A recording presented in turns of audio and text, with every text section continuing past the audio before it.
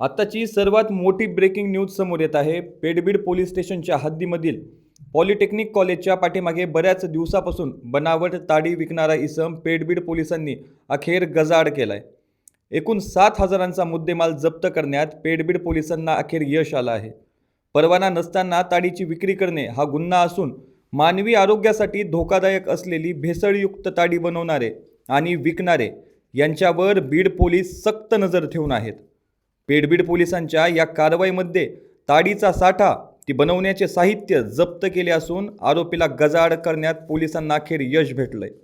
ही कामगिरी पोलीस कर्मचारी शेख अल्ताफ तसेच रमेश भोले यांनी पेडबीड पोलीस निरीक्षक मारुती खेडकर यांच्या मार्गदर्शनाखाली केली आहे।